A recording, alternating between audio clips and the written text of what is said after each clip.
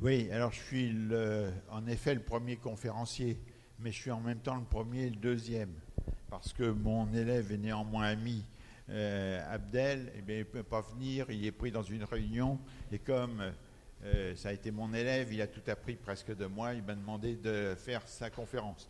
Ce qui fait que je vais en faire qu'une. Non, que faire qu'une, donc je vais gagner du temps, mais je vais prendre plus de temps. Bon, oui, je gagne du temps. Oui, deux fois une demi-heure, ça fait une heure. Là, je vais m'attendre, je vais être tranquille. Alors, je vais aussi remercier mon ami Robin, qui, comme d'habitude, nous reçoit très bien. Et je vais essayer de vous parler d'un sujet qui est un peu différent. Personne n'en parle, ou presque personne, c'est la chronobiologie. Alors on ne parle pas de chronobiologie, pourquoi? Parce que ça a été oublié dans la nuit des temps. Hippocrate lui en parlait. Bon. Ensuite, plus récemment, c'est Renberg qui a parlé la première fois de la chronobiologie de la nutrition. Et puis depuis quelque temps, on en parle un peu plus parce qu'on s'aperçoit que finalement toutes nos hormones sont soumises à des rythmes biologiques et que l'on ne peut pas y échapper. Alors, tout commence au niveau de la rétine. Tout commence au niveau de la rétine. Bon, je vais finalement m'asseoir parce qu'il y a la tête sans quoi qui va prendre la chronobiologie. Et là, on reçoit les... Bon, alors tout commence au niveau de la rétine où nous avons des neurones qui sont spécifiques. Que l'on soit aveugle ou pas, que l'on soit une taupe à plusieurs centimètres, parfois même 1 mètre sous terre, eh bien on reçoit des rayons un peu particuliers, tout au moins des stimulations particulières au niveau de ces noyaux de la rétine. Et à partir de là, nous allons avoir une horloge principale constituée par les noyaux suprachiasmatiques et puis tout l'axe hypothalamus, hypophyse et ensuite au niveau des glandes surrénales. Donc c'est un axe classique que tout le monde connaît et ça correspond à notre horloge principale, mais nous avons d'autres horloges. Je notais l'horloge avec la mélatonine et puis il y a une horloge au niveau de la peau. Donc nous avons un grand nombre d'autres horloges qui nous permettent d'avoir un rythme de vie sur 26-28 heures, ce qui a été démontré. Maintenant, c'est sans doute la Terre qui tournait en 26 heures ou 28 heures il y a quelques millénaires, quelques millions d'années. Maintenant, elle tourne en 24 heures, donc on est obligé de synchroniser. On synchronise avec ce qu'on appelle des synchroniseurs tels que les heures des repas. Mais il n'y a pas que les heures des repas, il y a aussi la façon de faire du sport, il y a donc d'éviter la sédentarité. Il y a aussi la façon de se comporter au travail. On en rediscutera peut-être entre ce qu'on appelle les travails postés, le travail jour-nuit. Puisque je suis au Maroc, j'adore le Maroc, eh bien, on parlera peut-être aussi un petit peu du Ramadan avec ses conséquences. Alors, voilà maintenant la chronobiologie au niveau tout part donc de l'axe au niveau de la corticoïde. Au niveau des corticoïdes. Tout part de l'axe hypothalamo-hypophyso-corticoïde. Et quand on fait les mesures, alors ça c'est des mesures qui ont été réalisées par des équipes il y a assez longtemps, c'est McEwen qui est le grand maître de ce domaine-là, Sapolsky, et puis un certain nombre d'autres, et donc j'ai moi recueilli tous les résultats, et puis j'ai fait des méta-analyses. Je sais que c'est pas très très bon, mais ça nous donne quand même une idée. Et or vous vous apercevez que l'on n'a pratiquement pas de corticoïdes la nuit, entre 24 heures et 6-7 heures du matin. Et puis brutalement, on a un pic de corticoïdes qui est très important. On part d'une valeur voisine de 0 et on va monter jusqu'à 200. Et ensuite, on a des sécrétions régulières toutes les heures et demie, avec 4 grands pics de corticoïdes dans la journée, celui de 8 heures du matin, celui de 12 heures, celui de 15 heures et celui de 20 heures. Grossièrement, ça correspond aux heures des repas. On devrait donc manger 4 fois par jour. C'est les 4 pics principaux de corticoïdes. Il est un fait que ça, ce sont chez des individus normaux, physiologiquement normaux, jeunes, en pleine santé, qui ne sont pas stressés. Donc ce n'est pas des jeunes qui passent un examen, c'est vraiment des gens tout à fait normaux. Alors à chaque pic de corticoïdes, eh bien, on va avoir des résultats. Les premiers résultats, bien sûr, portent sur sur les multiplications cellulaires. Vous savez que les corticoïdes sont des inhibiteurs de la multiplication cellulaire. Or, nous avons du cortisol circulant la journée, donc on va avoir une diminution de l'activité de multiplication des cellules. Pareil, donc c'est l'immunodépression. Et à côté de ça, nous allons avoir une activation de tous les métabolismes. Que ce soit le métabolisme glucidique, lipidique et également au niveau des protéines. Donc une activation de tous les métabolismes de type énergétique. Et là, on en reparlera avec les cycles de l'insuline, car chaque fois que, dans la journée, chaque fois que nous avons une augmentation des corticoïdes, nous allons avoir une augmentation légère, mais quand même suffisante de glycémie, et sans que l'on mange. On n'a pas besoin de manger, on va avoir une augmentation de la glycémie et donc comme résultat une sécrétion d'insuline, ce qui va d'ailleurs entraîner une légère hypoglycémie secondaire, et au niveau de l'hypothalamus, on va avoir la sensation de faim grâce à cette hypoglycémie secondaire. Mais à chaque fois, on a d'abord une légère hyperglycémie. Bien sûr, quand on mange, ça change tout, hein, mais là, on est chez des individus qui ne mangent pas. Et alors, pas du tout, c'est pour ça qu'on est tous maigres. Alors, la nuit, le point de vue nocturne, eh bien à ce moment-là, la nuit, il n'y a plus de corticoïdes. Donc, s'il n'y a plus de corticoïdes, il y a les multiplications cellulaires. Alors, moi, j'ai fait une petite étude au niveau de la peau. Eh bien, on arrive à avoir jusqu'à 40 voire 50 fois plus de mitose au niveau des cellules germinales de la peau la nuit que le jour. On multiplie nos cellules la nuit. De la même façon, on grandit également la nuit. C'est sans doute lié à cela. Et on a aussi un renouvellement des membranes. Ça se fait la nuit. Tout se passe, vous voyez, comme si le jour, on se mettait dans toutes les meilleures conditions pour combattre tout ce qui allait à nous arriver, combattre ou fuir selon le cas. Et puis la nuit, on se repose, mais en même temps, on restaure tout l'organisme, que ce soit par la multiplication des cellules ou par le renouvellement des membranes. Et puis ça joue également au niveau de toutes les synthèses protéiques. Alors, la synthèse protéique, vous voyez, on en a déjà parlé, eh bien, elle se fait essentiellement la nuit au niveau des muscles. Donc les sportifs, il faut qu'ils aient un apport suffisant d'acides aminés le soir pour pouvoir faire leurs muscles la nuit. Les récepteurs, tous les récepteurs renouvellent la nuit, y compris les récepteurs de l'insuline, ce que l'on va voir, et ainsi de suite. Là, j'ai marqué aussi la croissance osseuse. Bon, la croissance osseuse, c'est également la nuit. Les ostéoblastes sont plus actifs la nuit que le jour. Donc, il me faut un apport de calcium et de magnésium le soir avec un peu de vitamine D. Mais ça, je n'ai pas trop de problème. Alors, première grande nouvelle, c'est en 2001, brutalement. C'est une étude américaine de Chicago qui nous est arrivée, et avec un petit nombre de patients, mais suffisant, avec des repas qui sont pris soit le soir, soit le matin. Et alors, ils faisaient prendre des repas à 2300, 2500 calories. C'est des repas donc qui, normalement, peuvent faire grossir légèrement, mais pas vraiment beaucoup. Eh bien, quand c'est pris le matin, il n'y avait pas de prise de poids. Alors que quand ces repas étaient pris le soir, là, nous avions une prise de poids importante. C'est-à-dire que le repas du soir fait prendre du poids, voilà, globalement. Alors, après, on a fait une enquête, nous, qu'on appelle l'enquête de Nutrition Valley, une enquête sur 1000 obèses. Eh bien, quand on fait l'étude sur ces 1000 obèses, pris au hasard, ils avaient tous un IMC supérieur à 28, mais ce n'est pas des obèses très très importants, c'est entre 28 et 35.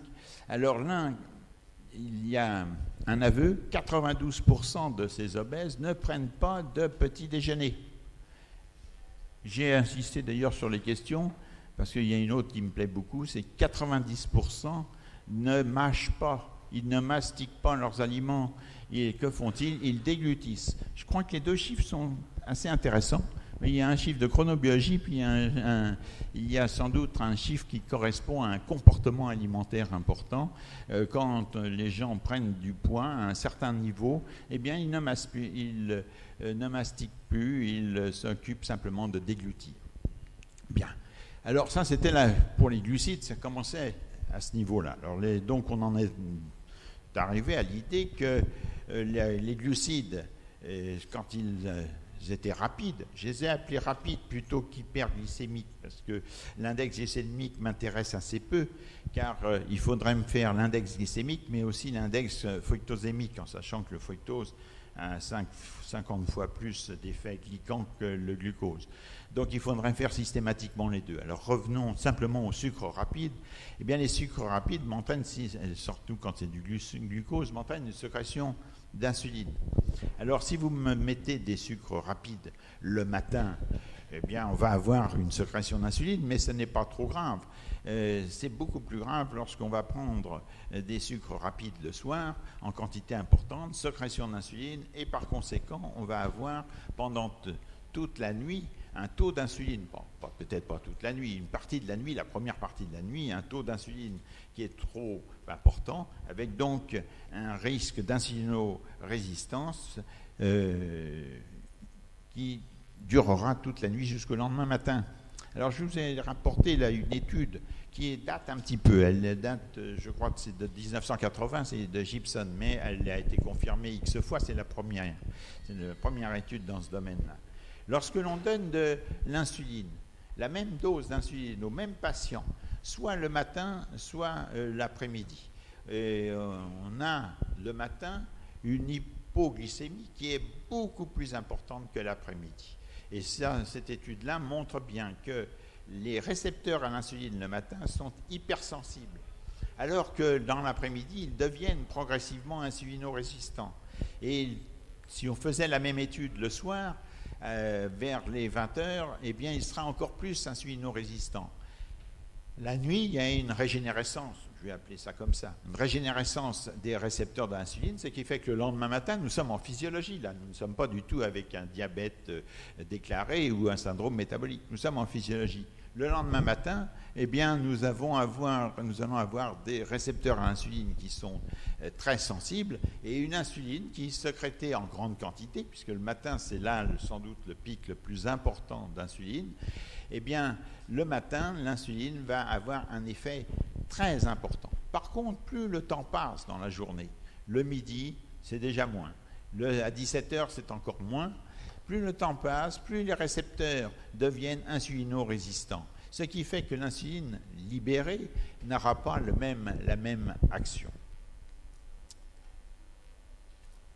Alors ça a été vérifié par un grand nombre de personnes. Vous savez, quand on fait des épreuves d'hyperglycémie par voie orale, l'épreuve d'hyperglycémie par voie orale, si on la fait le matin, on s'aperçoit que l'individu est tout à fait normal. Bon, parce que ce n'est pas un diabétique, c'est un individu normal. Le même individu, vous refaites l'hyperglycémie le soir à 18h, 20h, parce que le laboratoire n'a pas eu le temps de faire toutes les épreuves d'hyperglycémie, eh bien en recommençant le soir, on déclare le malade diabétique, tout simplement parce qu'il y a cette insulinorésistance naturelle qui se déclare.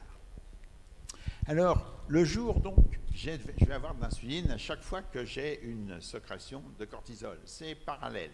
Normalement, si je ne mange pas de glucides rapides le soir, je n'ai pas d'insuline la nuit. Et comme je n'ai pas de cortisol la nuit, il n'y a pas de raison d'avoir de l'insuline nocturne.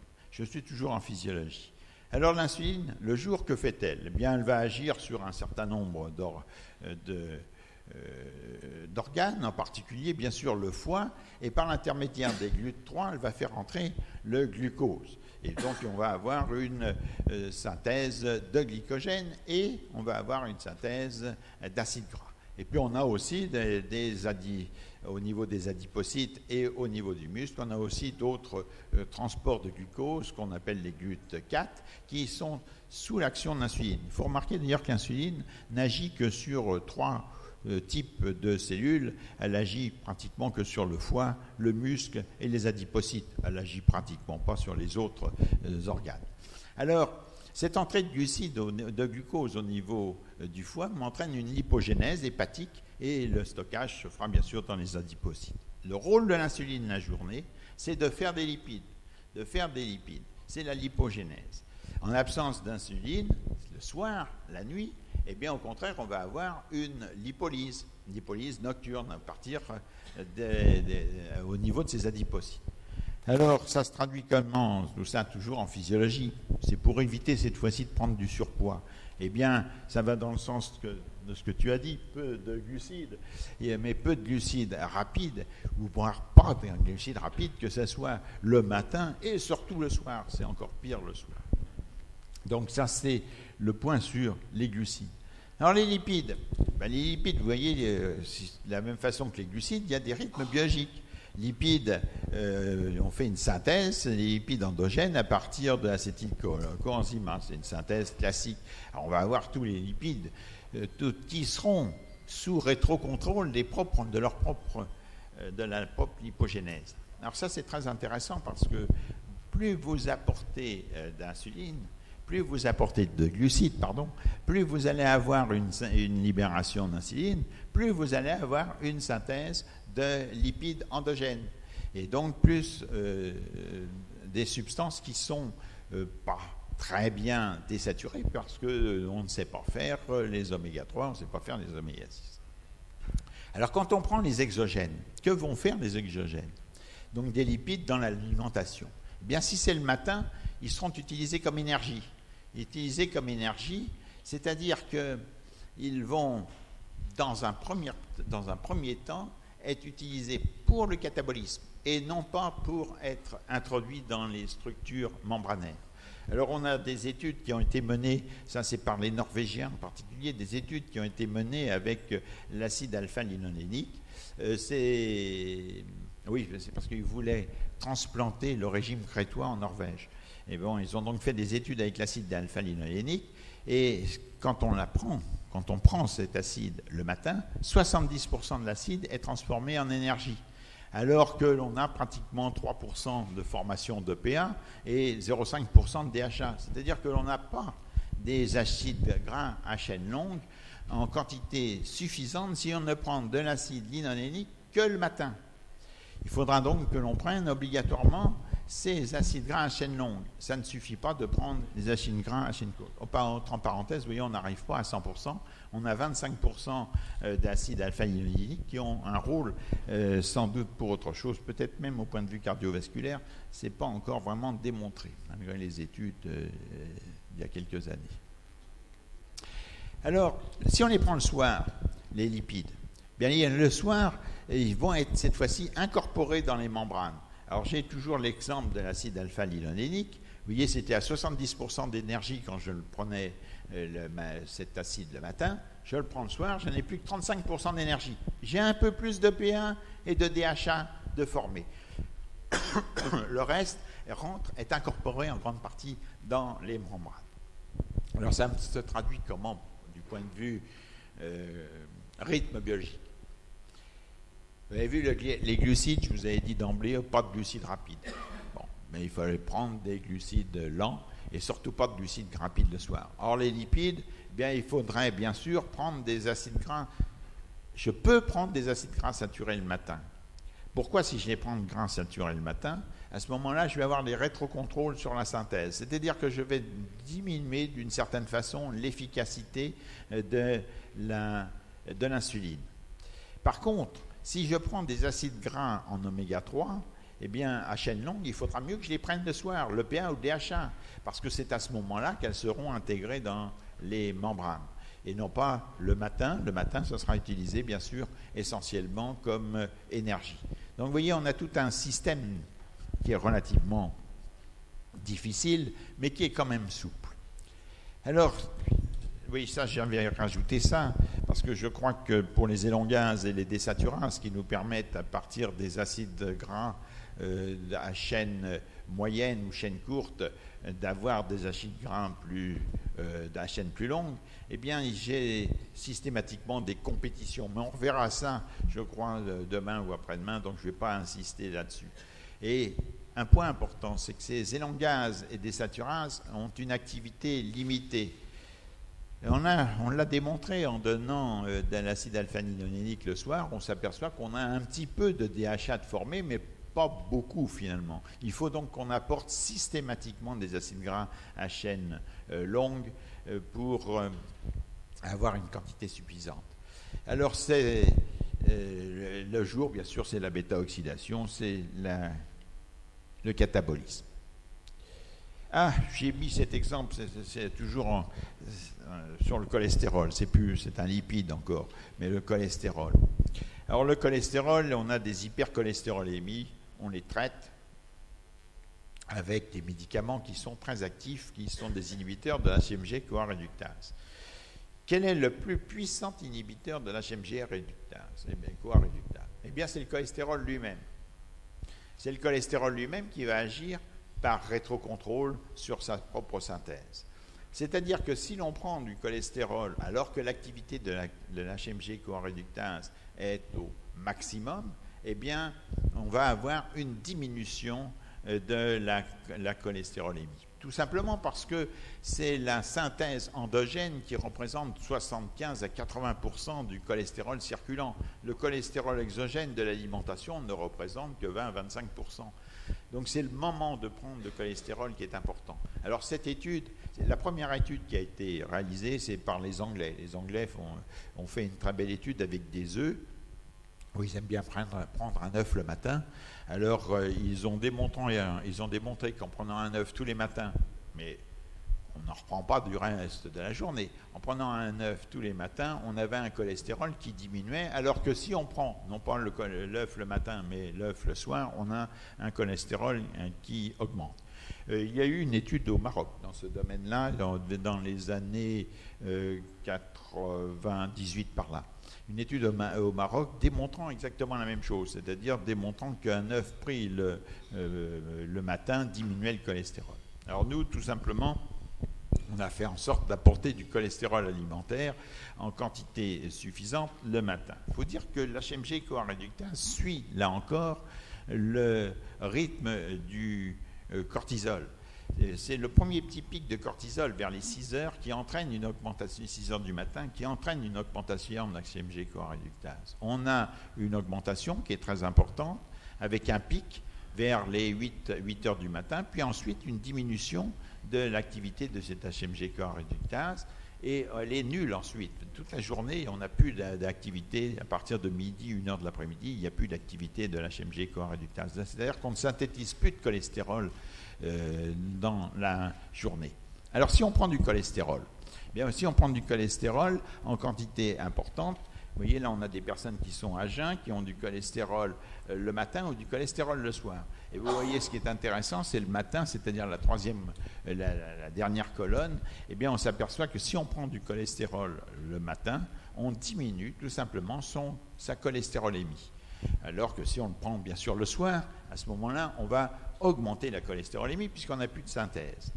Mais là, il faut faire attention. Il faut faire attention parce qu'il faut adapter l'apport en cholestérol à l'activité de la HMG-CoA réductase. Donc finalement, d'une certaine façon, il faut l'adapter à notre génétique. On ne sait pas. A priori, on ne sait pas. Donc il faut commencer par des petites doses de cholestérol le matin, puis on commence à diminuer tranquillement la cholestérolémie. Et à un moment, on va avoir au contraire une augmentation. À ce moment-là, il ne faudra pas l'augmenter, bien sûr, à augmenter l'apport de cholestérol. De la même façon, les personnes qui ont des hypercholestérolémies congénitales, familiales, bien à ce moment-là, on peut augmenter l'activité du cholestérol le matin. Il faut en apporter beaucoup plus. Et le matin, bien sûr. Il faut en apporter beaucoup plus, puisqu'on a plus d'activité de la... Oui. Plus qu'un œuf, on peut passer à 2 œufs. Oui. Bon, alors les protéines. Les protéines, alors c'est un petit peu différent. Vous voyez, les protéines, c'est notre apport en acides aminés. Apport en acides aminés, donc c'est utile pour la synthèse de toutes nos protéines, bien sûr, mais c'est aussi utile pour la synthèse de nos neuromédiateurs, pour la synthèse de nos hormones. Alors, les protéines, je dois en amener tout le temps. mais je dois en amener plus le soir, en théorie, pour faire une synthèse des muscles, surtout chez le sportif. En fait, le mieux, c'est de prendre des protéines, ce qu'on appelle lourdes, c'est-à-dire des protéines de gros poids moléculaire. On les prend le midi, en quantité importante. On en prend bien sûr, il faut en prendre un peu le matin, donc ça ne fait pas de mal du tout de prendre un petit peu de protéines le matin. Il faut en prendre le midi, des lourdes de manière à ce qu'il y ait une digestion qui soit lente, et pour toute l'après-midi. Et puis, à l'inverse, on va prendre des protéines légères le soir, de manière à ce que la digestion soit rapide et que les acides aminés libérés soient rapidement libres et utilisés pour soit la synthèse des muscles, soit la synthèse des neuromédiateurs. Alors, pour chaque, je ne peux pas tout développer parce que vous allez voir, c'est un complexe. Pour chaque neuromédiateur, j'ai des valeurs des valeurs maximales en fonction des rythmes biologiques. Ainsi, dans le cas je vais prendre le cas de la noradrénaline. J'ai un pic de noradrénaline le matin vers les 8-9 heures. Puis j'ai un deuxième pic de noradrénaline, vous voyez, c'est-à-dire de l'ensemble des neuromédiateurs noradrénergiques. Je ne parle pas de l'adrénaline, c'est encore autre chose. J'ai un deuxième pic vers les midis. Et puis après, j'ai une activité noradrénergique qui va diminuer. Dans le cas de la sérotonine, j'ai un pic à midi. Donc il va falloir que j'amène un petit peu de tryptophane le matin, qui est le précurseur de la sérotonine. Il faut que je l'amène le matin pour avoir une synthèse correcte de la sérotonine le midi. Puis ensuite, c'est une diminution progressive de cette sérotonine.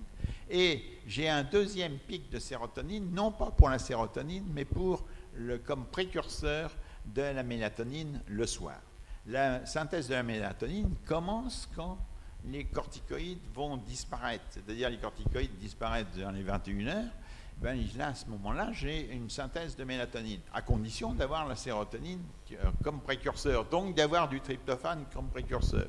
Ce qui fait qu'il me faut apporter du tryptophane le matin, du tryptophane certes le midi, mais surtout du tryptophane à 17 heures pour avoir une synthèse de sérotonine et de mélatonine la nuit. Alors ça, c'est un point important. Là, j'ai pris un exemple avec le tryptophane, mais on peut prendre pratiquement tous les acides aminés qui sont précurseurs de médiateurs. Alors, vous voyez, vous prenez du tryptophane. Ah oui, le point important, c'est que les acides aminés sont soit en quantité suffisante stockés dans notre organisme, soit on les utilise, ce que j'appellerais à flux tendu. Soit j'ai un stockage, soit j'ai un flux tendu. Alors si j'ai un stockage, je n'ai pas de problème, je puise dans mon stock quand j'en ai besoin. C'est le cas de certains acides aminés tels que la valine. Ouais, j'ai un stockage de valine assez important, donc si j'ai un apport suffisant en valine, j'en ai en quantité. Donc je vais utiliser cette valine quand j'en aurai besoin. Dans le cas du tryptophane, eh bien ce n'est pas le cas, je n'ai pas du tout de stockage. Je n'ai pas du tout de stockage et en plus le tryptophane est le précurseur de la synthèse de la sérotonine au niveau de l'intestin, au niveau des plaquettes, au niveau cérébral et le précurseur également de la mélatonine. Et je n'ai pas de stock. Donc si je n'ai pas de stock, il faut que j'apporte du tryptophane pratiquement en continu. Je dirais que la perfusion de tryptophane serait idéale. Bon, ce n'est pas possible, mais globalement, il faut que j'ai un apport de tryptophane au moins 3 ou 4 fois par jour. Et en même temps, ce tryptophane, il est sans doute un des acides aminés les plus fragiles. C'est-à-dire chaque fois que l'on fait cuire nos aliments, on va en détruire une grande quantité de tryptophane. Du coup, j'ai des carences, j'ai des déficits dans un premier temps et très souvent des carences en tryptophane. Alors que se passe-t-il quand j'ai une carence en tryptophane ? Carence d'apport, j'ai une synthèse de sérotonine qui sera insuffisante. La synthèse de sérotonine, c'est d'abord au niveau des cellules entérochromaffines de l'intestin, ensuite au niveau des plaquettes. Donc c'est le premier point qui sera touché. Le dernier point, je veux dire, qui sera touché, ce sera bien sûr le cerveau. Alors le cerveau, c'est quoi ? La sérotonine, c'est un neuromédiateur qui a un rôle formidable dans la satiété. C'est le produit de la satiété. Donc si vous m'apportez du tryptophane en quantité suffisante, eh bien je vais avoir un effet satiétogène.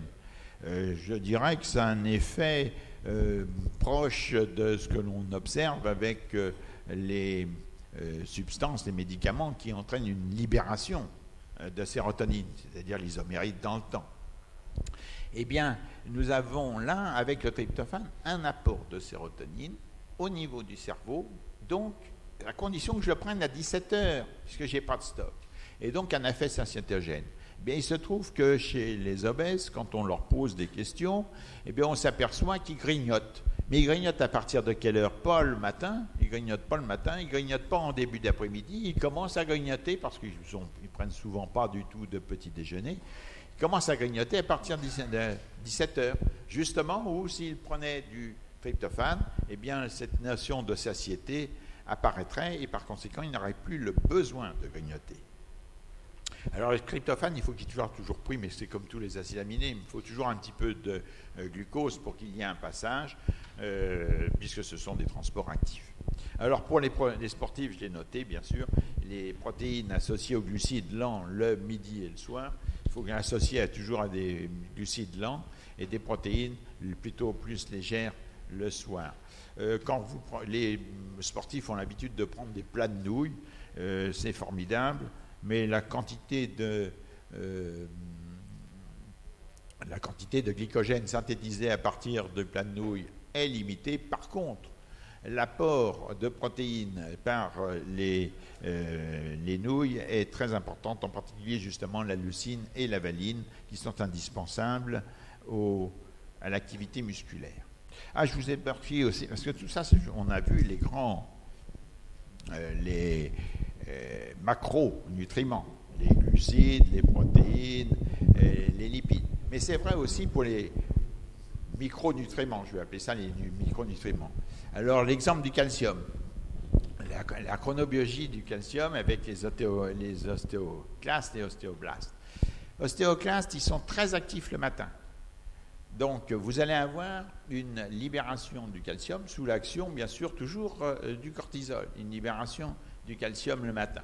Mais si j'amène du calcium dans la nutrition, eh bien, je vais avoir une inhibition de cette lyse, puisque j'ai suffisamment de calcium par la calcémie.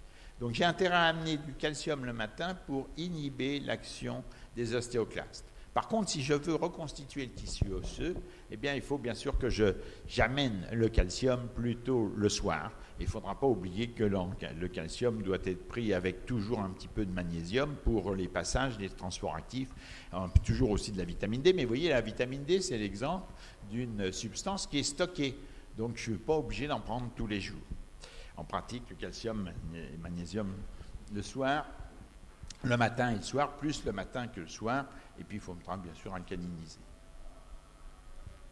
Alors, je vais vous montrer une petite étude d'intervention, tout simplement. Là, c'est des IMC entre 26 et 32. C'est des 2000 patients. Ils sont âgés de 45 à 70 ans, oui, c'est très large. Ils sont donc dans un syndrome métabolique actuel. Ils ne sont pas tous insulino-résistants. Il y a 70% simplement d'insulino-résistants. Bon, ils ont un cholestérol élevé, des triglycérides un peu élevés. La glycémie est normale à jeun. On est tout à fait au début, une hypertension légère. Alors, ce qu'on a donné, c'est 4 repas par jour. 1800 à 2000 calories. Donc, vous voyez, 2400 calories, ça dépend bien sûr de la taille de la personne, de son activité, s'il est sédentaire, sportif, etc. Le petit déjeuner est copieux.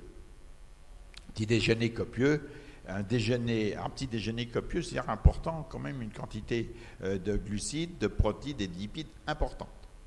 Le déjeuner, lui, il est riche en protéines lourdes, et puis avec des légumes et des fibres. Puis une petite collation, des fruits, des graines. Des graines, c'est des noix, des noisettes, des amandes.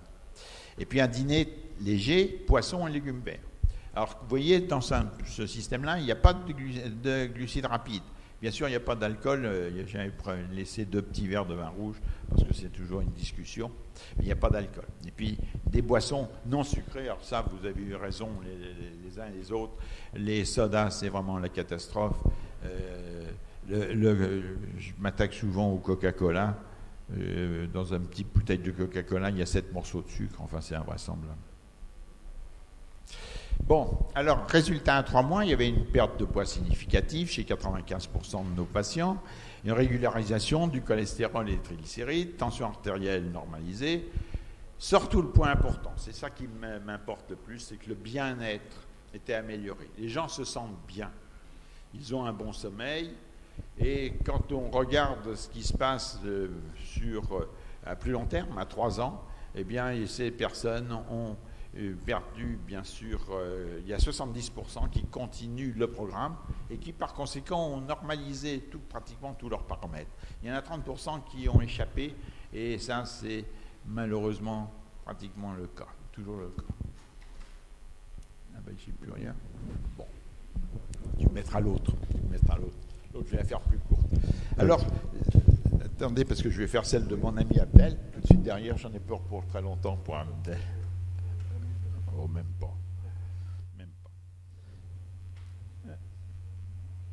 L'autre, c'est chronobiologie, rythme, nutrition.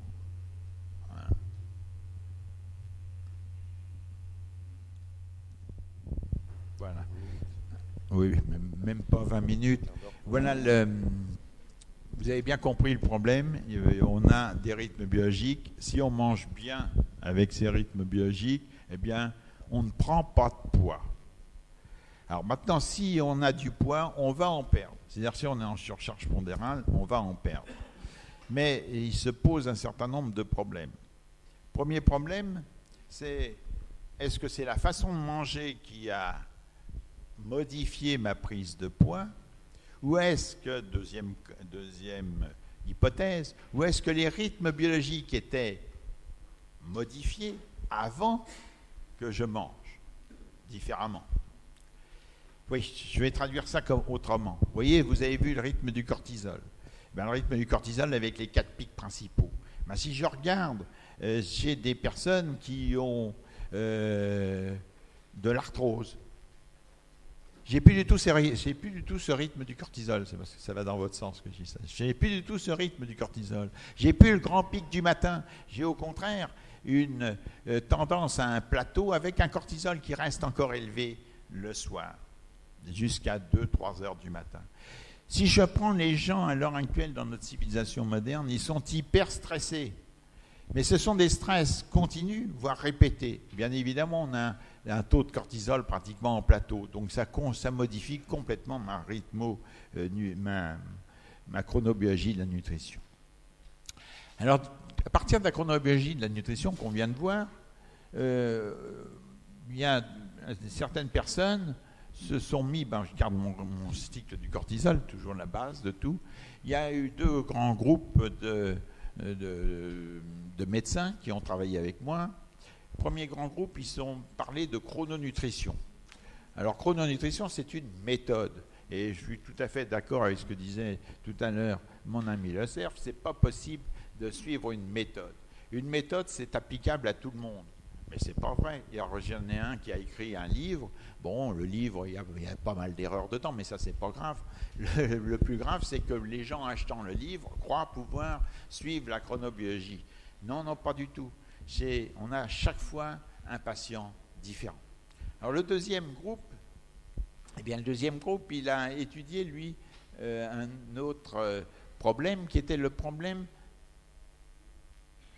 Bon, ça, c'est quand doit-on ingérer, c'est la même chose, on l'a vu. Bon.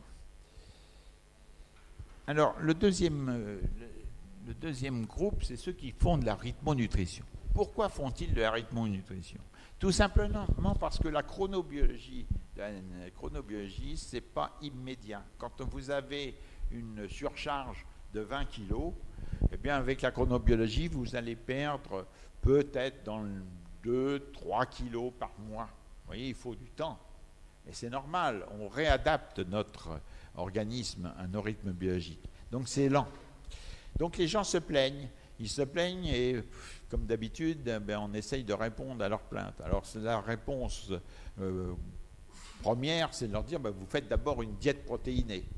Moi, je suis contre, mais il y en a qui sont pour, alors que je la cite. On fait une diète protéinée. Alors j'étais contre la diète protéinée il y a quelques années. Maintenant, j'y suis un peu moins parce qu'au niveau des protéines, on a rajouté pratiquement beaucoup de vitamines, beaucoup de micro-éléments, ce qui fait qu'il y a beaucoup moins de déficit. Mais ça ne suffisait pas.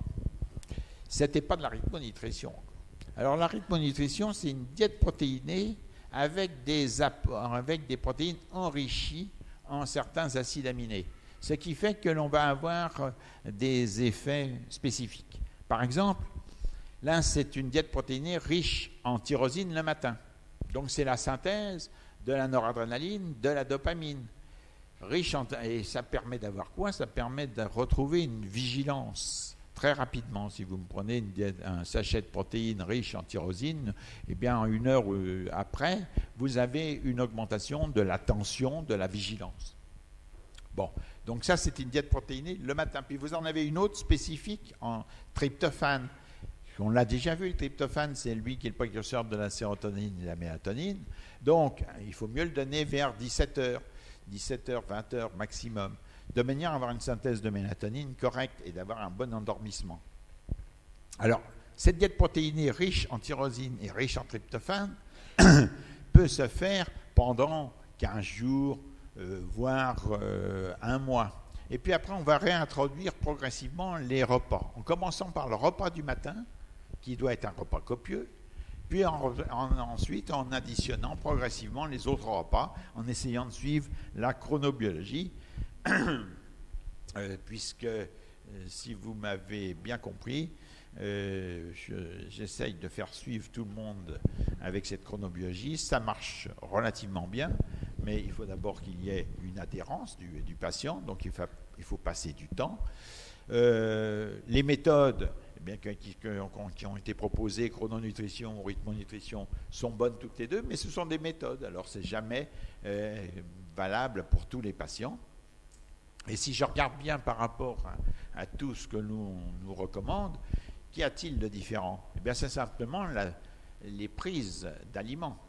On a beaucoup moins de glucides rapides, ça certes, mais le reste, on a autant de fruits et de légumes, plus de légumes que de fruits, et on a globalement un peu plus de protéines que ce qui est prévu, mais il faut dire aussi que nous avons un grand nombre de carences en protéines, en particulier, je vous ai dit, de tryptophane.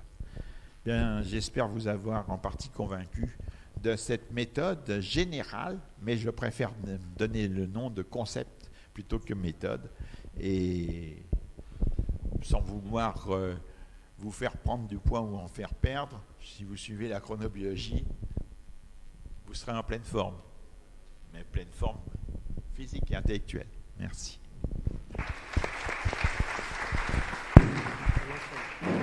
On enchaîne ? Oui. Ah oui, d'accord. Puisque les sujets qui suivent sont un peu différents, donc est-ce qu'il y a des questions pour le professeur ? Oui. Je ne sais pas s'il y a quelqu'un qui peut passer le micro. Vous pouvez parler à voix haute si vous êtes prêt. Micro pour l'enregistrement. Micro. Ah, pour l'enregistrement. Oui. Micro, s'il vous plaît. Première rangée. Oui, bonjour. À quel moment vous préconisez la prise d'antioxydants ? Là, je me suis occupé que de la nutrition totale, globale. Après, il y a beaucoup de choses bien spécifiques. Les antioxydants doivent être pris plus tôt dans la journée, donc le matin et le midi, puisque nos activités d'oxydation sont plus importantes le jour que la nuit. Cependant, antioxydants, mais nous sommes en physiologie. Si jamais on est en pathologie, à ce moment-là, c'est le contraire. C'est la nuit qui a plus d'hyperoxydation, donc il faudra en augmenter la prise le soir. Mais là, je vous ai donné une méthode générale. Il est un fait que pour chaque micronutriment, il y a des prises favorables. Et c'est toujours lié au même principe du stockage, voire des incompatibilités, mais c'est lié essentiellement au principe du stockage et de l'utilisation. Ainsi, je vais vous donner un autre exemple qui n'est pas un antioxydant, mais qui est de la vitamine B1. Vitamine B1, on n'a pas de stockage. Comme on n'a pas de stockage, il faut en prendre toute la journée. Donc il faut que vous en ayez un apport le matin, un apport le midi, un apport à 17h, un apport le soir pour avoir suffisamment de B1. Sans quoi on a des moments de déficit en B1. De la même façon, vous avez des micronutriments qui sont importants dans l'inflammation ou dans l'immunologie, par exemple le zinc. Le zinc, c'est un système assez compliqué. C'est une sorte de petit ballon de rugby qui se gonfle et qui se vide au cours de la journée. Donc il faut que j'apporte le zinc en quantité importante le matin et une petite quantité le soir. J'en ai pas besoin le midi. C'est toute la journée. Donc c'est toujours lié. Après, c'est trop compliqué parce qu'on prend chaque micronutriment l'un après l'autre. Pour le GABA, Chronobiologie du GABA. Alors le GABA, c'est une bonne question, c'est une excellente question ça, parce que le GABA, c'est notre neuromédiateur le plus important au niveau du cerveau. On a 60% de nos neurones qui sont des neurones à base de GABA, GABAergique. Heureusement d'ailleurs, parce que si on n'avait pas de GABA, on serait hyper excité. C'est ce qui nous calme, le GABA. Alors le GABA, pour que j'ai une bonne synthèse, je dois être calmé pratiquement le soir. Donc pour que j'ai une bonne synthèse de GABA, il faut que j'apporte le précurseur qui est l'acide glutamique en quantité importante le midi, de manière à ce que j'ai une transformation, un passage et une transformation, et à ce moment-là, j'ai une bonne synthèse de GABA le soir. Ceci étant, j'ai assez peu de carence en GABA. J'ai assez peu de carence en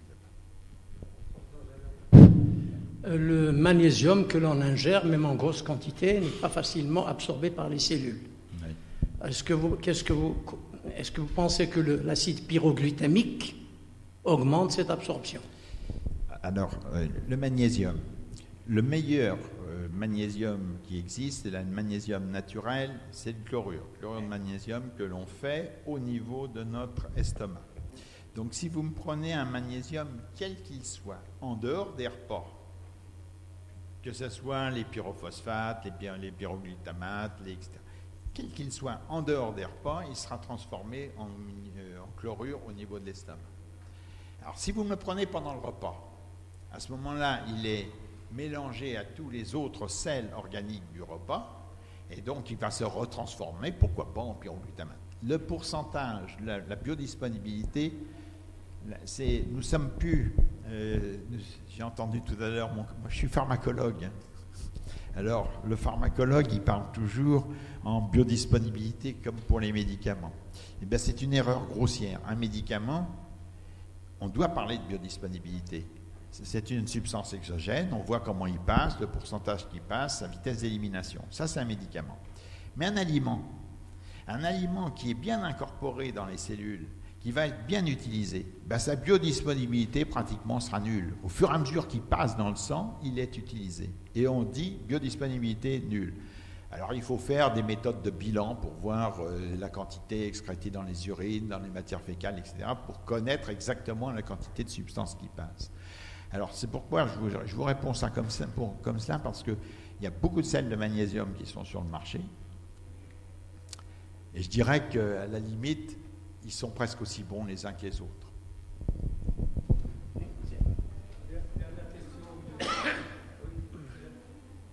Madame, vous avez demandé. Je voulais demander quels sont... Oui. C'est très important, d'après ce que vous avez dit, un apport en tryptophane vers 17 heures. Sous quelle forme? Oh ben là c'est un tryptophane mélangé toujours avec d'autres acides aminés. Alors moi j'ai fait mettre sur le marché parce que c'était le plus simple, parce qu'il y a une époque le tryptophane nous provenait du Japon et il y avait une impureté dans ce tryptophane, ce qui avait fait interdire tous les tryptophanes. C'était ridicule, bien sûr, c'était l'impureté qui était toxique. Il ne fallait pas interdire un acide aminé essentiel dont on a besoin. Alors, ce que l'on a fait, c'est dans un premier temps mettre du petit lait. C'est dans le petit lait qu'il y a le plus fort pourcentage en tryptophane. On est à 7% de tryptophane. Donc, faire mettre du petit lait sur le marché. Il y a 2 ou 3 laboratoires qui mettent du petit lait sur le marché, riche en tryptophane, à prendre à 17 heures. Maintenant, ce que je propose, c'est de prendre carrément des mélanges protéinés et puis de rajouter du tryptophane, puisque le tryptophane n'est plus interdit.